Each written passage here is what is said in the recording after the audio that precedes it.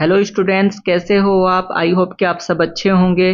दोस्तों, हम पढ़ रहे हैं हिमालय के बारे में और आज हम इस वीडियो में महान हिमालय के बारे में पढ़ने वाले हैं और इससे जितने भी क्वेश्चन आते हैं वो सब हम कवर करने वाले हैं। और हम इसमें ये भी पढ़ेंगे कि महान हिमालय जो है, ग्रेट हिमालय, उसकी फॉर्मेशन कैसे होती है, उसका निर्माण कैसे होता है। ठीक है दोस्तों, तो ये पार्ट नंबर 2 है हिमालय का। इससे पहले वाले पार्ट में मैंने आपको ट्रांस हिमालय के बारे में बताया था और ट्रांस हिमालय के बारे में मैंने आपको बताया था, उसके टाइप्स बताए थे, श्रेणी के आधार पर उसको 4 श्रेणी में बांटा गया था। ठीक है दोस्तों, तो आज हम पढ़ने वाले हैं हिमालय के बारे में। इसमें हम देखेंगे सबसे पहले कि हिमालय कितने टाइप्स का होता है और उसकी फॉर्मेशन कैसे हुई है, मतलब कि हिमालय का निर्माण कैसे होता है, वो सभी हमें इस क्लास में डिस्कस करेंगे। तो दोस्तों, हिमालय से संबंधित आपको कोई भी वीडियो देखने की जरूरत नहीं पड़ेगी इस वीडियो को देखने के बाद। ठीक है दोस्तों, तो बस आप थोड़ा सा ध्यान से पढ़ना। देखिए, चलिए सबसे पहले हम बात कर लेते हैं हिमालय के मुख्य भाग, पार्ट ऑफ हिमालय। और दोस्तों, मेन बात यह है, सबसे अच्छी बात यह है कि ये बोथ लैंग्वेज में है, हिंदी और इंग्लिश दोनों लैंग्वेज में मैंने इसको कवर किया है। देखिए, हिमालय के मुख्य भाग में हम बोलेंगे कि हिमालय पर्वत को 3 भागों में बांटा गया है। सबसे पहले आ जाता है ग्रेट हिमालय, जिसे महान हिमालय या फिर वृहद हिमालय के नाम से जाना जाता है। सेकंड आता है मिडल हिमालय, जिसको मध्य हिमालय के नाम से जाना जाता है। और थर्ड आता है शिवालिक हिमालय। ठीक है दोस्तों, देखिए लोकेशन देख लेते हैं। आप ये जो ग्रीन वाली लाइन देख पा रहे हो, ये वाली, इसको बोला जाता है महान हिमालय। इसके बाद जो ब्लू वाली लाइन आप देख पा रहे हो इस मैप में, इसको बोला जाता है मध्य हिमालय। और जो ये ऑरेंज कलर की आप लाइन देख पा रहे हो, इसको बोला जाता है शिवालिक हिमालय। ओके दोस्तों, तो हिमालय पर्वत को कितने पार्ट में डिवाइड किया गया है? 3 भाग में डिवाइड किया गया है, ग्रेट हिमालय, मिडल हिमालय और शिवालिक हिमालय। आज हम किसके बारे में पढ़ेंगे? ग्रेट हिमालय के बारे में आज हम पढ़ने वाले हैं, बिल्कुल डिटेल में। इसकी कुछ चोटियां हैं ऊंची, उसको भी हम पढ़ेंगे। चलिए दोस्तों, नेक्स्ट देख लेते हैं। सबसे पहले हम बात करते हैं कि ये जो महान हिमालय है या फिर हिमालय है, इसकी फॉर्मेशन कैसे होती है। ठीक है दोस्तों, क्या पढ़ेंगे आज हम पढ़ने वाले हैं कि जो हिमालय है उसका निर्माण, मतलब कि उसकी फॉर्मेशन कैसे होती है, यही आज हम कवर करने वाले हैं। चलिए जान लेते हैं। देखिए, सबसे पहले आता है इसमें कोबर का सिद्धांत। दोस्तों, जो कोबर का सिद्धांत है वो ज़्यादा अच्छा नहीं रहा, मतलब कि सिद्ध नहीं रहा, उसमें कुछ कमियां थी। लेकिन जो प्लेट टेक्टोनिक थ्योरी है वो सब कुछ कवर कर देती है। मतलब कि प्लेट टेक्टोनिक थ्योरी अब समझना है आपको है क्या। तो प्लेट टेक्टोनिक थ्योरी को आप ऐसे समझिए, मान लिया ये एक प्लेट है, अभी फिलहाल के लिए आपको ऐसा समझना है, और ये दूसरी प्लेट है। ठीक है दोस्तों, अब होता क्या है कि ये वाली प्लेट इधर जाती है और ये वाली प्लेट ऐसे आती है, मतलब कि एक दूसरे के कन्वर्जेंट, एक दूसरे की ओर आती है। तो कुछ टाइम बाद क्या होता है, जब ये प्लेट आपस में टकराती है तो ये इस तरीके से फोल्ड हो जाती है, जिसके कारण क्या होता है, हिमालय का निर्माण होता है। लेकिन आप बोलोगे कि इन प्लेटों की गति क्यों होती है? तो दोस्तों, सबसे पहले मैं आपको बता दूं, ये थी इंडियन प्लेट और ये थी यूरेशियन प्लेट। अब देखते हैं कि इन प्लेटों का मूवमेंट क्यों होता है, ये प्लेटें क्यों गति करती है। हो सकता है कि ये प्लेट एक दूसरे से दूर चली जाए और हो सकता है ये प्लेट एक दूसरे के नजदीक आ जाए। तो देखिए, सबसे पहले आप ये पॉइंट समझिए कि हमारी जो अर्थ है, क्योंकि यहाँ पे लिखा हुआ भी है, यहाँ पे लिखा हुआ है पर्वत निर्माण प्रक्रिया एक अंतर्जात प्रक्रिया है जिसमें पृथ्वी की आंतरिक ऊर्जा बल लगाती है। अब ये आंतरिक ऊर्जा बल लगाती कैसे है, वही हमको समझना है। समझिए, मान लेते हैं कि ये हमारी अर्थ है। क्या है दोस्तों? ये हमारी अर्थ है। और इस अर्थ में जब हम अंदर की ओर जाएंगे, सरफेस से 100 किलोमीटर तक जब हम जाएंगे, तो यहाँ पे हमें मिलेगा स्थल मंडल, जिसे इंग्लिश में बोलते हैं स्टेनोस्फीयर। इसके बाद फिर हम 200 से 400 के समथिंग नीचे जाएंगे तो हमें मिलेगा दुर्बलता मंडल। और दोस्तों, जो दुर्बलता मंडल है उसमें कुछ सब्सटेंस पाए जाते हैं जिन्हें रेडियो एक्टिव सब्सटेंस बोला जाता है। जो ये रेडियो एक्टिव सब्सटेंस होते हैं, ये क्या करते हैं, अपने अंदर से स्पेसिफिक हीट एंड प्रेशर में क्या करते हैं, एनर्जी को रिलीज करते हैं, मतलब कि एनर्जी को छोड़ते हैं, जिसके कारण जो पृथ्वी के यहाँ पे स्थित है, पृथ्वी के अंदर स्थित है, वो क्या हो जाता है, सब कुछ पिघलकर मैग्मा बन जाता है।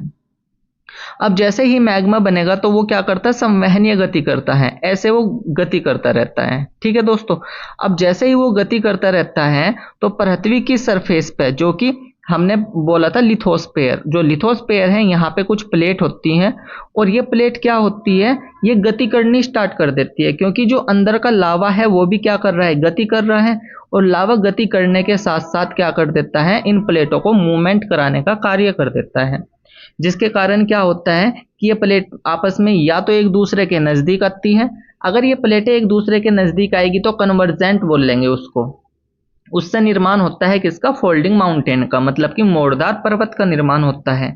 लेकिन अगर यही प्लेट एक दूसरे से दूर जाएंगी, क्या करेगी दोस्तों, एक दूसरे से दूर जाएगी, तो फिर ये भ्रंश पर्वत का निर्माण करती है, जिसको इंग्लिश में ब्लॉक माउंटेन भी बोला जाता है। ठीक है दोस्तों, तो देखिए यहाँ पे यही लाइन लिखी गई थी, यहाँ पे यही लिखा गया था कि पर्वत निर्माण जो है वो प्रक्रिया एक अंतर्जात प्रक्रिया है, जिसमें पृथ्वी की आंतरिक ऊर्जा बल लगाती है। इसके बाद नेक्स्ट लाइन देखो, tectonic plate move and mountain formed. विवर्तनिक जो प्लेट होती है वो क्या करती है, गति करती है और पर्वतों का निर्माण करती है, जैसा कि मैंने आपको समझाया था। अब देखिए नेक्स्ट पॉइंट पे चल देते हैं, और नेक्स्ट पॉइंट में ये समझिए, यहाँ पे डायग्राम के अकॉर्डिंग देखिए, ये जो ऊपर वाली जो सरफेस आप देख पा रहे हो, ये हमारी अर्थ की सरफेस है, और इसको बोला जाता है स्थल मंडल, मतलब कि लिथोस्फेयर। और दोस्तों लिथोस्फेयर जो है वो कितनी गहराई तक है, वो है 100 किलोमीटर की गहराई तक है। जब हम अर्थ की सरफेस से 100 किलोमीटर अंदर जाएंगे तो हमें स्थल मंडल ही मिलेगा, लेकिन जैसे ही हम 100 मीटर से 400 मीटर तक जाएंगे तो हमें क्या मिलेगा, हमें वहां पे मिलेगा एस्थेनोस्फीयर, मतलब कि दुर्बलता मंडल। और जैसा मैंने आपको अभी बताया है कि जो दुर्बलता मंडल होता है उसमें क्या होता है कि specific temperature and specific pressure पे कुछ यहाँ पे सब्सटेंस पाए जाते हैं, और वे सब्सटेंस कौन से होते हैं, वो सब्सटेंस होते हैं रेडियो एक्टिव सब्सटेंस। अब जो रेडियो एक्टिव सब्सटेंस होते हैं ये क्या करते हैं, ये जो पृथ्वी के अंदर सभी होते हैं, सभी स्थित होते हैं चट्टानें, उनको क्या कर देती है, पिघला देती है, और पिघलाने के कारण क्या कर देती है कि यहाँ पे लावा बन जाता है, और जो लावा होता है वो क्या करता है, मूवमेंट करता है, जैसे कि आप देख पा रहे हो, देखो ये डायरेक्शन दिखा रखी है, ये संवहनीय गति करता है लावा। और कुछ कंडीशन ऐसी होती है कि लावा बाहर भी निकल जाता है, जिसके कारण वोल्केनिक प्रोसेस होता है, मतलब कि ज्वालामुखी क्रिया होती है। अब यहाँ पे समझिए इस वाले पॉइंट को। तो दोस्तों आपको ये तो पता चल गया कि प्लेट टेक्टोनिक सिद्धांत क्या है, कि जो प्लेटें होती है वो गति क्यों करती है, वो करती है लावा के कारण। ठीक है, अब देखिए नेक्स्ट पॉइंट समझिए कि हमारी जो पृथ्वी थी स्टार्टिंग में, हमारी पृथ्वी अफ्रीका का भाग थी, जो दक्षिण अफ्रीका है उसका ही एक भाग थी हमारी पृथ्वी। लेकिन हुआ ये कि 45 मिलियन वर्ष पहले और 55 मिलियन वर्ष पहले क्या हुआ कि ये प्लेट यहाँ से चलना ऐसे शुरू की, और यहाँ से चलना शुरू की, और ये प्लेट जो थी ये यूरेशियन प्लेट से जाके यहाँ पे टकरा गई, और यूरेशियन प्लेट से जैसे ही ये टकराती है तो हम क्या फॉर्मेशन होती है, हिमालय की फॉर्मेशन होती है। चलिए इसको थोड़ा सा और समझ लेते हैं आगे। देखिए इसमें जो फर्स्ट स्टेप हुआ उसको समझते हैं। सबसे पहले हुआ ये, हम दोस्तों हिमालय का निर्माण पढ़ रहे हैं, उसमें प्लेट टेक्टोनिक थ्योरी हम पढ़ रहे हैं, तो उसके कारण प्लेट टेक्टोनिक थ्योरी के कारण हुआ क्या, देखिए 45 मिलियन वर्ष पहले क्या हुआ था कि भारतीय प्लेट का पश्चिमी भाग यूरेशियन प्लेट से टकराया। अब दोस्तों पश्चिमी भाग मैंने क्यों बताया, यहाँ पे समझिए। मान लेते हैं कि ये वाली जो प्लेट है ये है यूरेशियन प्लेट, और ये वाली जो प्लेट है वो कौन सी प्लेट है, इंडियन प्लेट है। इसको मैं ऐसे बना देता हूं दोस्तों, जो इंडियन प्लेट है उसको मैंने ऐसे बना दिया। अब स्टार्टिंग में हुआ क्या कि ये जो इंडियन प्लेट है, ये वाली इंडियन प्लेट है, और ये वाली है यूरेशियन प्लेट। कौन सी दोस्तों, यूरेशियन प्लेट। अब जो इंडियन प्लेट है उसका ये वाला हिस्सा तो ऐसे टकरा गया, कैसे टकराया दोस्तों, ये वाला हिस्सा ऐसे टकराया, लेकिन इसका जो ये वाला हिस्सा था, ये वाला हिस्सा नहीं टकराया। तो सबसे पहले क्या हुआ कि पूर्वी भाग जो था इसका इसका उत्तरी भाग टकराया, जो हमारी इंडियन प्लेट है ऐसे समझो, उसका उत्तरी भाग टकराया सबसे पहले। लेकिन उसके बाद हुआ क्या कि एक्सटर्नल फोर्स लगा, और इस फोर्स के कारण ये जो प्लेट थी इंडियन प्लेट, वो कैसे घूम गई, एंटी क्लॉकवाइज घूम गई। अब जैसे ही प्लेट एंटी क्लॉकवाइज घूम जाएगी तो ये वाला हिस्सा भी टकराएगा। अब जैसे ही ये वाला हिस्सा इससे टकराया, ये वाला हिस्सा इससे टकराया पूर्वी भाग, तो दोस्तों हुआ ये कि यहाँ पे प्रेशर जो था वो हाई था, जिसके कारण इस वाले हिस्से पे आपको सबसे अधिक ऊंचाई की चोटियां देखने के लिए मिलती है, जैसे कि माउंट एवरेस्ट। ठीक है, चलिए अब नेक्स्ट स्टेप समझते हैं। इसके बाद जो मैंने बताया कि इसके बाद प्लेट एंटी क्लॉकवाइज घूम गई, और क्या हुआ कि इंडियन प्लेट का पूर्वी भाग भी टकराया, और पूर्वी भाग जो टकराया उसके कारण क्या हुआ, दोनों प्लेटों के बीच अधिक दाब लगा, और अधिक दाब लगने के कारण जो पूर्वी हिमालय है वो क्या है, सबसे अधिक ऊंचाई है। तो पूर्वी हिमालय की क्या है, सबसे अधिक ऊंचाई है। किसके कारण है वो, क्योंकि यहाँ पे जब प्लेट एंटी क्लॉकवाइज घूमी थी तो प्रेशर क्या लगा था, हाई प्रेशर लगा था, जिसके कारण जो पूर्वी हिमालय है उस पर अधिक ऊंचाई की चोटियां देखने के लिए मिलती हैं। चलिए दोस्तों नेक्स्ट देख लेते हैं। फिर स्टेप नंबर फर्स्ट की ही बात चल रही है अभी, तो स्टेप नंबर फर्स्ट में ही देखिए, बाद में हुआ ये कि दोनों प्लेटों के टकराने से महान हिमालय बना, लेकिन तैथिस क्षेत्र नीचे की ओर अक्षेपित हो गया। तो दोस्तों आपको याद ये रखना है कि जो हिमालय है वो कहाँ पे बना हुआ है, वो तैथिस क्षेत्र पर बना हुआ है। तो तैथिस भूसन्नति उसको बोलते हैं, इंग्लिश में बोलते हैं उसको तैथिस जियोसिंक्लाइन। तो दोस्तों आपको याद रखना है, क्योंकि ये यूपीपीसीएस में आया हुआ क्वेश्चन है कि हिमालय कहाँ पे बना है, तो आपको याद रखना है उसमें ऑप्शन था तैथिस भूसन्नति पर बना हुआ है। ठीक है, चलिए अब यहाँ पे क्या हुआ, जब तैथिस क्षेत्र नीचे की ओर अक्षेपित हो गया तो यहाँ पे महान हिमालय में ज्वालामुखी क्रिया हुई। अब महान हिमालय में जो ज्वालामुखी क्रिया हुई उसको समझते हैं सेकंड स्टेप में। लेकिन सबसे पहले ये देखिए दोस्तों, प्लेट एक दूसरे के नजदीक आ रही है, एक दूसरे की ओर आ रही है, और एक दूसरे की ओर आ रही है, तो ये टकराई, और टकराने के बाद क्या हुआ, आप यहाँ पे देख पा रहे हो डायग्राम में कि ये प्लेटें क्या हुई, ऊपर की ओर उठ गई, और क्या निर्माण हो गया, हिमालय का निर्माण हो गया।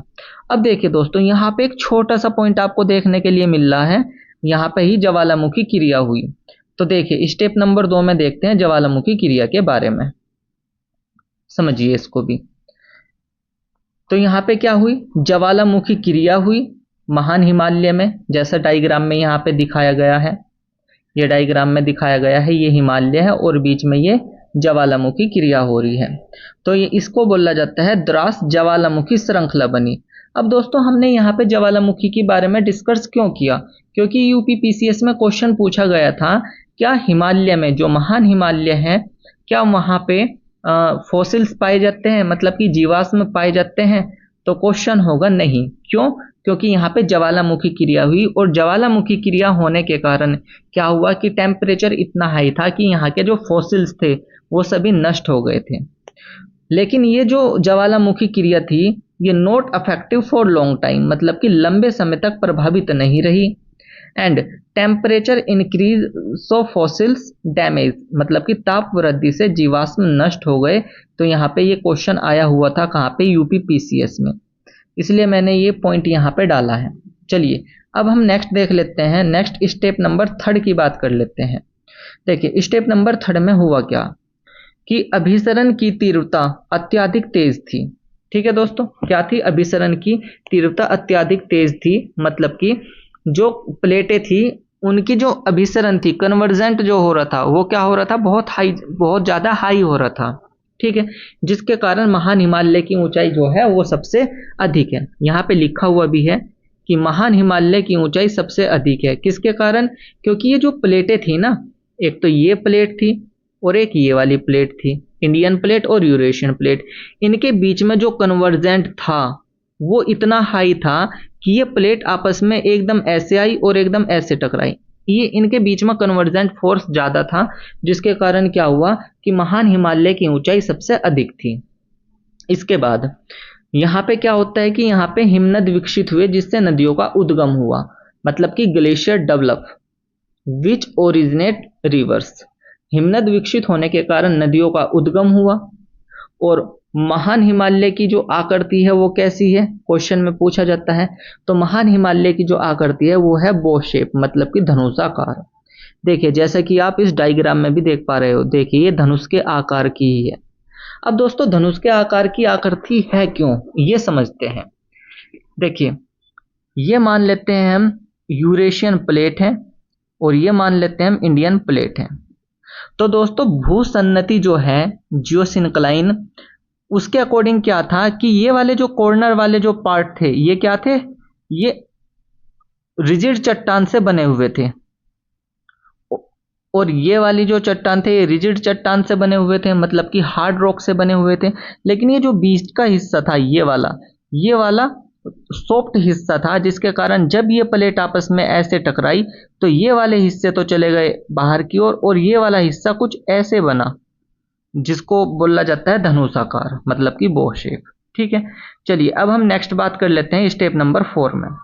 स्टेप नंबर 4 में ये पॉइंट रहेगा कि 20 से 25 मिलियन ईयर्स एगो, मतलब कि 20 से 25 मिलियन वर्ष पहले इन प्लेटों में फिर से मोमेंट हुआ, अगेन मोमेंट हुआ, दोबारा इन प्लेटों ने गति की। देखिए यहाँ पे लिखा हुआ है कि इन प्लेटों में फिर से टकराव हुआ और क्या हुआ, मध्य हिमालय का निर्माण हुआ। क्योंकि दोस्तों महान हिमालय का तो निर्माण हो गया था, लेकिन अब यहाँ पे क्या हुआ, मिडल हिमालय की फॉर्मेशन हुई, मध्य हिमालय का निर्माण हुआ। अब क्वेश्चन ये आता है कि क्या मध्य हिमालय में फॉसिल्स पाए जाते हैं? तो दोस्तों बिल्कुल पाए जाते हैं, फॉसिल्स आर फाउंड, जीवाश्म पाए जाते हैं। अब जो जीवाश्म है वो पाए क्यों जाते हैं मध्य हिमालय में? क्योंकि दोस्तों यहाँ पे कोई भी वोल्केनिक प्रोसेस नहीं हुआ, मतलब कि ज्वालामुखी क्रिया नहीं हुई। लेकिन जो महान हिमालय था उसमें क्या हुई थी, ज्वालामुखी क्रिया हुई थी। तो महान हिमालय में ज्वालामुखी क्रिया हुई थी और महान हिमालय में फॉसिल्स नहीं पाए जाते हैं, फॉसिल्स आर नॉट फाउंड। लेकिन जो मध्य हिमालय है यहाँ पे ज्वालामुखी क्रिया नहीं हुई, जिसके कारण फॉसिल्स आर फाउंड, जीवाश्म पाए जाते हैं। ठीक है, चलिए अब हम नेक्स्ट देखते हैं स्टेप नंबर 5।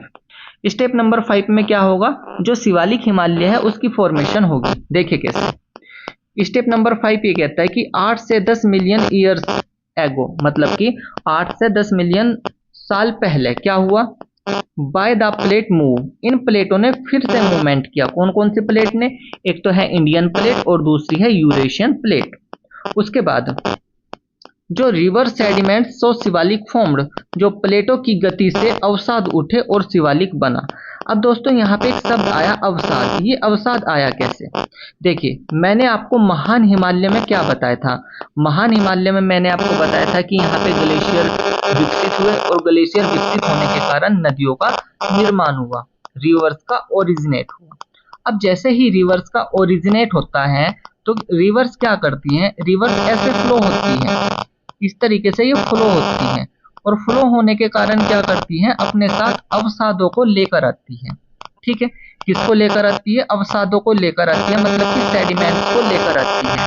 अब मान लेते हैं कि ये जो नदी है ये अपने साथ अवसादों को लेकर आई। मान लिया यहाँ पे अवसाद इकट्ठे हो गए, ठीक है, जिसके कारण अब एक प्लेट ये थी और एक प्लेट ये थी। जब ये प्लेट एक दूसरे की ओर आती है तो ये क्या करती है, ये इस सेडिमेंट को ऊपर उठा देती है। क्या कर देती है दोस्तों, इस सेडिमेंट को ऊपर उठा देती है और इससे ही क्या निर्माण हो गया, इससे ही निर्माण हो गया शिवालिक हिमालय का। देखिए इसमें यही लिखा हुआ होगा, चलिए देखते हैं इसको। देखिए यहाँ पे लिखा हुआ है कि प्लेटों की गति से अवसाद उठे और शिवालिक की निर्माण हुआ, शिवालिक की फॉर्मेशन हो गई। अब यहाँ पे हमने ये 5 स्टेप पढ़े हैं प्लेट टेक्टोनिक थ्योरी में, जिसमें हमने 3 हिमालय के बारे में पढ़ा है, मध्य हिमालय के बारे में, महान हिमालय के बारे में और शिवालिक हिमालय के बारे में। तो हमने यहाँ पे 3 हिमालय के बारे में पढ़ लिया है बहुत अच्छे से। अब देखिए यहाँ पे जो निष्कर्ष निकलता है, ये निष्कर्ष ये निकलता है कि ये प्लेटें आपस में लगातार टकरा रही है, अतः हिमालय की ऊंचाई जो है वो लगातार बढ़ रही है। ठीक है। और नेक्स्ट पॉइंट देखिए कि this is earthquake sensitive zone, मतलब कि ये वाला जो हिस्सा है वो भूकंप संवेदनशील क्षेत्र है। कौन सा हिस्सा? हिमालय वाला। तो दोस्तों अब हम स्टार्ट कर लेते हैं, महान हिमालय को बिल्कुल डिटेल में पढ़ते हैं। इसकी कुछ चोटियां थी उनको भी पढ़ेंगे। चलिए, लेकिन उससे पहले हम देख लेते हैं कि जो हिमालय है उसका एक्सटेंशन है क्या। तो दोस्तों देखिए, सबसे पहले तो आप ये समझिए कि हम किसके बारे में पढ़ रहे हैं? हिमालय के बारे में। ठीक है। अब हिमालय में हमने कितने टाइप्स के हिमालय पढ़ लिए? हमने पढ़ा, एक तो है ग्रेट हिमालय। कौन सा दोस्तों? ग्रेट हिमालय मतलब कि महान हिमालय। दूसरा हमने बात की मिडल हिमालय मतलब कि मध्य हिमालय। और तीसरा हम बात कर रहे हैं क्या? शिवालिक हिमालय। ठीक है। तो हमने 3 जो हिमालय है उनकी फॉर्मेशन देखी है प्लेट टेक्टोनिक थ्योरी के अकॉर्डिंग, प्लेटों के टकराने से। ठीक है। अब समझिए इसको। अब हम डिटेल में किसको पढ़ेंगे? ग्रेट हिमालय के बारे में हम पढ़ने वाले हैं। किसके बारे में दोस्तों? ग्रेट हिमालय के बारे में। लेकिन उससे पहले हमें यह जानना है कि जो हिमालय है इसके कुछ पार्ट हैं, उनके नाम क्या क्या है। समझिए, सुलेमान पर्वत श्रेणी या सुलेमान पर्वत, सुलेमान माउंटेन, और हिंदुकुश माउंटेन और किरधर माउंटेन, ये तीनों जो है वो पीओके वाले रीजन में आते हैं, पाकिस्तान ऑक्यूपाइड कश्मीर में आते हैं। नहीं दोस्तों, सॉरी, समझिए, जो सुलेमान पर्वत है और जो हिंदुकुश पर्वत है और जो किरधर पर्वत है वो कहाँ पे आते हैं? वो आते हैं पाकिस्तान में। कहाँ पे स्थित है? ये पाकिस्तान में स्थित है, इस वाली लोकेशन पे। ठीक है। तो मैंने आपको बताया है कि सुलेमान पर्वत, हिंदुकुश पर्वत और किरधर पर्वत, ये तीनों पर्वत कहाँ पे स्थित हैं? ये तीनों पर्वत स्थित है पाकिस्तान में। लेकिन एक और पर्वत आता है जिसका नाम है अराकान्य माउंटेन। जो ये अराकान्य माउंटेन है, यहाँ पे ये पड़ता है अंडमान निकोबार में। कहाँ पे पड़ता है दोस्तों? अंडमान निकोबार में ये पड़ता है, और इसका एक्सटेंशन है ये हिमालय का। चलिए दोस्तों, अब हम बात कर लेते हैं महान हिमालय के बारे में। देखिए, महान हिमालय के बारे में हमें पढ़ना है कि ये है क्या।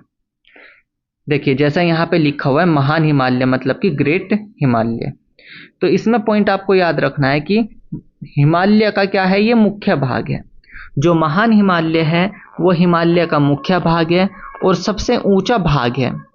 तो महान हिमालय जो है वो हिमालय का मुख्य भाग है और ये सबसे ऊंचा भाग है हिमालय का। इसके बाद ये हमेशा क्या होता है? ये हमेशा बर्फ से ढका रहता है, अतः इसे हिमाद्री भी कहा जाता है। और इसका ही एक और नाम है जिसे आंतरिक हिमालय भी कहा जाता है। तो दोस्तों आपको याद रखना है कि महान हिमालय को हिमाद्री भी कहा जाता है और आंतरिक हिमालय भी कहा जाता है।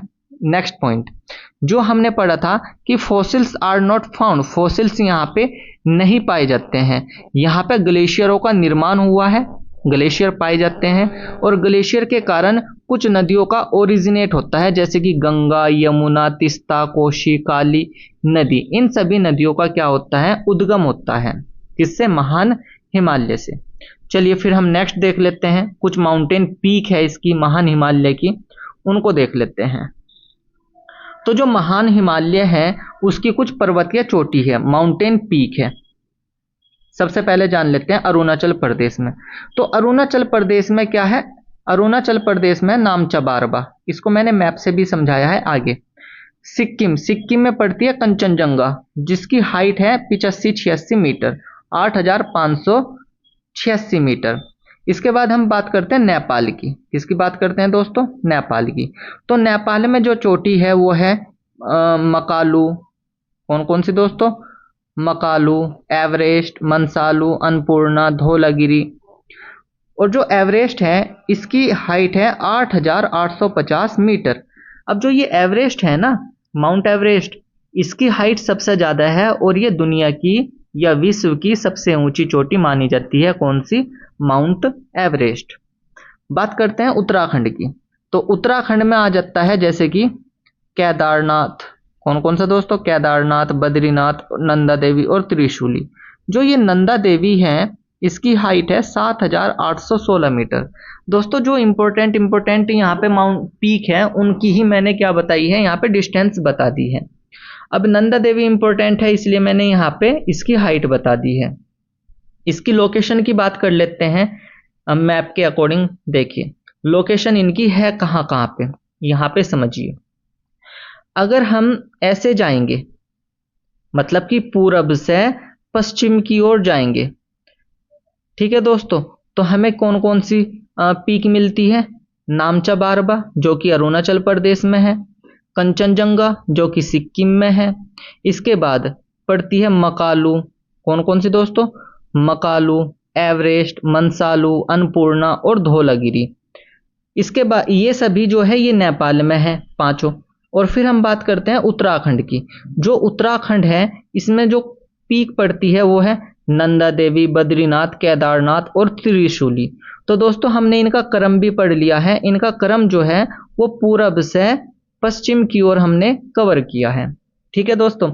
तो दोस्तों आई होप कि ये क्लास आपको बहुत ज़्यादा अच्छी लगी होगी और आपको मैंने जो इस क्लास में पढ़ाया है वो सब कुछ समझ में आ गया होगा, क्योंकि दोस्तों मैंने इसको बिल्कुल डिटेल में पढ़ाया है, ठीक है।